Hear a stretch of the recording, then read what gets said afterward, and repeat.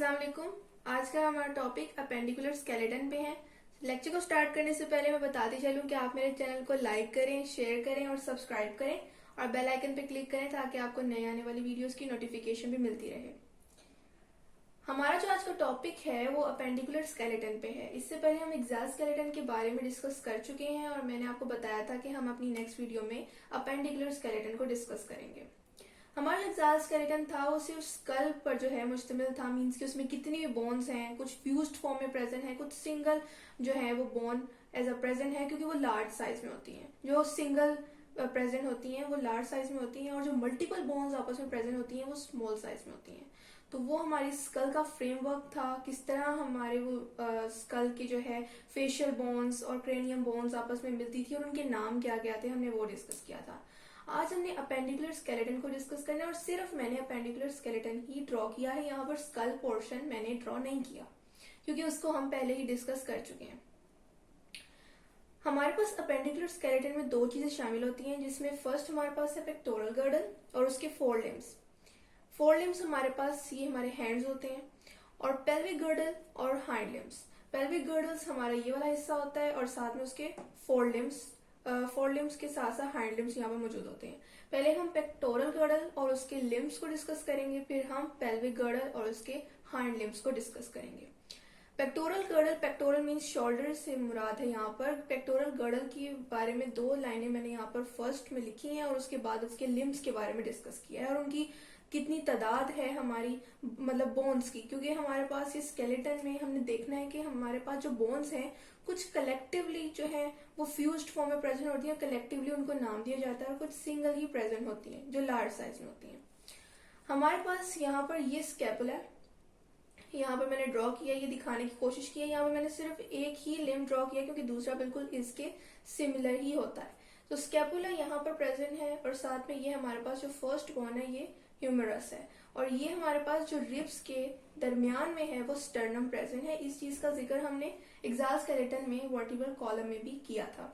ये हमारे पास vertebral column है जो हमारे पास फ्यूज्ड फॉर्म में है। इन्वर्टिब्रल डिस्क मीन जिनके दरमियान में जो है न्यूक्लियस पल्पोसस होता है जो हमें इसकी फ्लेक्सिबिलिटी प्रोवाइड करता है।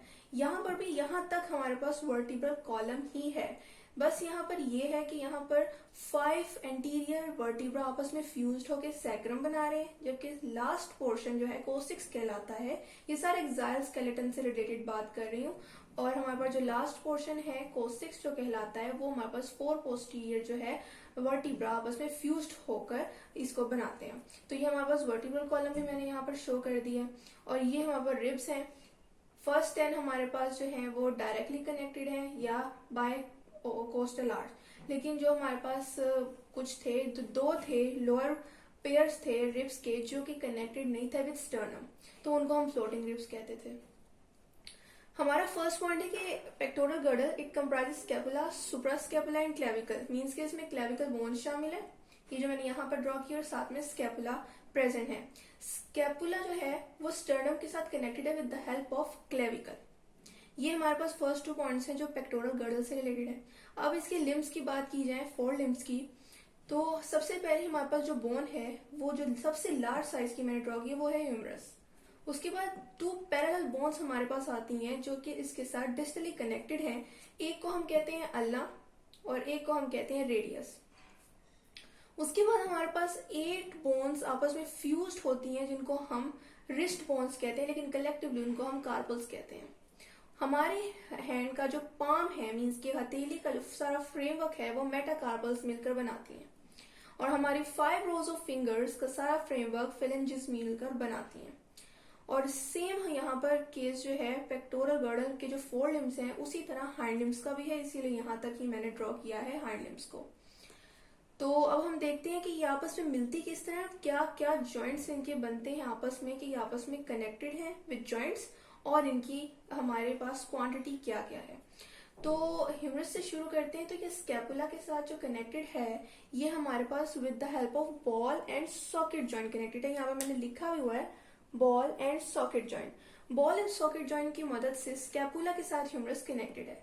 At the distal end of humerus ये अल्ना और रेडियस जो पैरेलल बोन्स हैं इनके साथ जो है डिस्टली कनेक्टेड है with the help of hinge joints. यहाँ पर हिंज जॉइंट बना है जो कि इन दोनों को ह्यूमरस के साथ कनेक्ट करता है।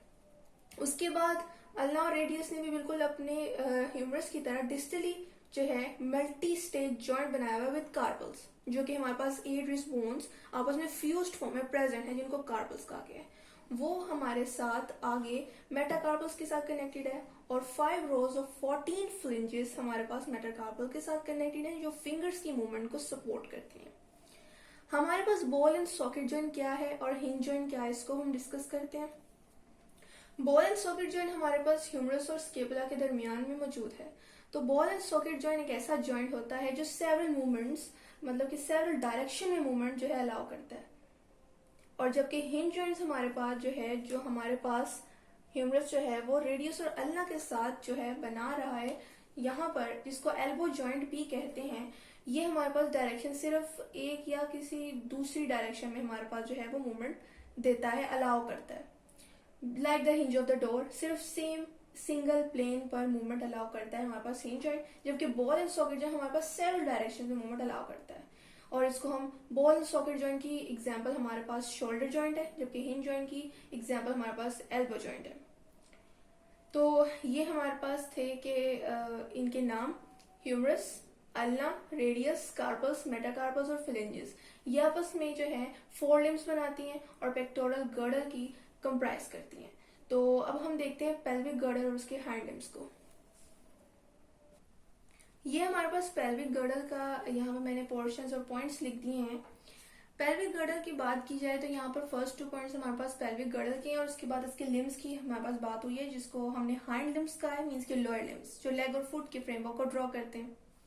पेल्विक गर्डर का पोर्शन हमारे पास सिर्फ इतना है। पेल्विक गर्डर जो है सपोर्ट करता है हमारे पेल्विक रीजन को, जिसको मैंने यहाँ पर ब्रैकेट की फॉर्म में शो कर दिया है। पेल्विक गर्डर वर्टिब्रल कॉलम को हमारे हाइंड लिम्स के साथ जो है अटैच करवाने में मदद करता है, जिसकी वजह से हमारे चलने फिरने की मूवमेंट्स जो हैं वो उसके लिए रिस्पॉन्सिबल है।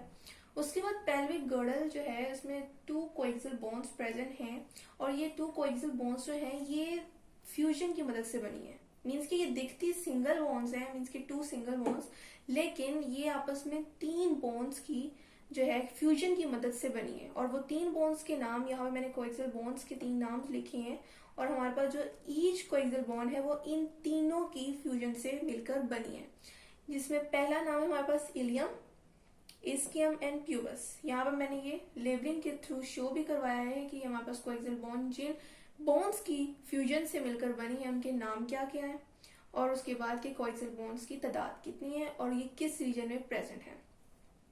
ये थी हमारे पास पेल्विक गर्डर के बारे में थोड़ी सी डिस्कशन। अब हम इसके लिम्स की बात करते हैं। बिल्कुल उसी तरह जिस तरह हमने पेक्टोरल गर्डर के 4 लिम्स की बात की थी, उसी तरह हम पेल्विक गर्डर के हाइंड लिम्स को डिस्कस करेंगे, और यहाँ पर इनकी क्वांटिटी भी प्रेजेंट है जो हमारी बॉडी में मौजूद होती है। तो सबसे पहले हमारे पास जो सबसे लार्ज हमारे पास जो बोन है पेक्टोरल पेल्विक गर्डर के बाद, तो वो है फीमर, जो हमारे पास सिर्फ एक प्रेजेंट है क्योंकि ये लार्ज साइज की बोन है।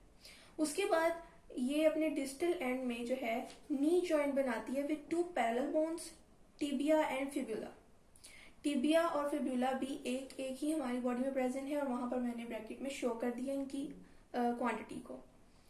उसके बाद बात की जाए टार्सल्स की, तो जिस तरह हमारे पास 8 रिस्ट बोन्स आपस में मिलकर कलेक्टिवली कार्पल्स बना रही थी, जो हमारे पास डिस्टली कनेक्टेड थी विद 2 पैरेलल बोन्स, बिल्कुल उसी तरह जिस तरह यहाँ पर टिबिया और फिब्यूला 2 पैरेलल बोन्स हैं, वो भी अपने डिस्टल एंड में कनेक्ट है विद 7 टार्सल्स। वहां पर 8 रिस्ट बोन्स मिलकर कार्पल्स बना रही थी, यहाँ पर 7 बोन्स टार्सल्स जिनको कहा गया है, ये eight the distal end of fibula and tibia present होती हैं, और वो मजीद आगे 5 मेटाटार्सल्स के साथ जो है जॉइंट बनाती हैं।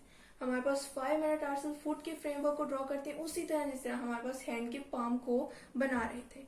और उसके बाद फुट की जो फिंगर्स हैं उसको 14 फ्लिंजेस 5 रोज को जो है कंप्लीट करती हैं, और वो हमारे पास टोस की जो है 14 फ्लिंजेस वो 5 मेटाटार्सल्स के साथ अटैच होकर हमारे पास जो है जॉइंट बनाती हैं, और 5 मेटाटार्सल्स एंकल की होती हैं, जिस तरह यहाँ पर रिस्ट की 8 कार्पल्स हैं। बिल्कुल इसीलिए मैंने बिल्कुल उसी तरह का यहाँ पर डिस्कशन होनी थी जिस तरह हमारे पास 4 लिम्स की थी, इसलिए मैंने हाइंड लिम्स को सिर्फ टिबिया और फिब्यूला तक ही ड्रॉ किया, क्योंकि इसके आगे सारा वही है, बस नेम में भी कार्पल्स और टार्सल्स तक का फर्क था। हमारे पास ह्यूमरस की जो और अल्ना रेडियस की जो आपको पता है अमाउंट यहाँ से पता लग रही है कि हमारे पास सिर्फ एक ह्यूमरस है। अल्ना और रेडियस भी हमारे पास एक एक ही हैं। 8 कार्पल्स हैं, 5 मेटाकार्पल्स और 14 फिलेंजेस हैं। मैंने आपको बता दिया कि कौन कौन सा फ्रेमवर्क बना रही है। उसी तरह हमारे पास फीमर भी एक है, टिबिया एंड फिबुला भी सेपरेटली एक एक है। 7 टार्सल्स हैं, सिर्फ यहाँ पर ये फर्क है कि यहाँ 8 कार्पल्स हैं, यहाँ 7 टार्सल्स हैं। बिल्कुल उसी तरह जिस तरह फोर लिम्स की 5 मेटाटार्सल्स हैं, कार्पल्स हैं, यहाँ पर मेटाटार्सल्स हैं और 14 ही फिलेंजेस हैं।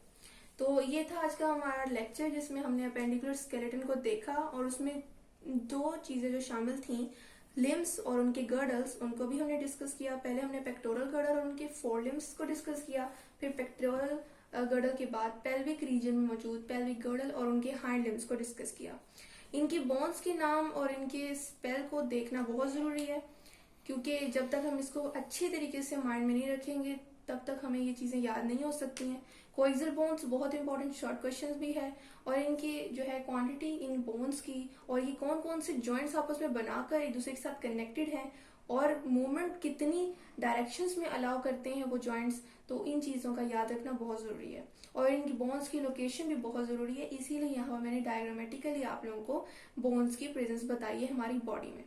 तो मुझे उम्मीद है कि आपको लेक्चर की समझ आई होगी, और इस लेक्चर की मदद से आपको हमारे जो प्रीवियस लेक्चर रिजल्ट स्केलेटन पर जो था उसकी भी समझ आई होगी। तो फिर भी कोई क्वेश्चन हो तो आप कमेंट में जरूर पूछें। मैं आपको फिर बता चलूं कि आप मेरे चैनल को लाइक करें, शेयर करें और सब्सक्राइब करें, और बेल आइकन पे क्लिक करें ताकि आपको नई आने वाली वीडियोस की नोटिफिकेशन भी मिलती रहे। शुक्रिया, अल्लाह हाफिज।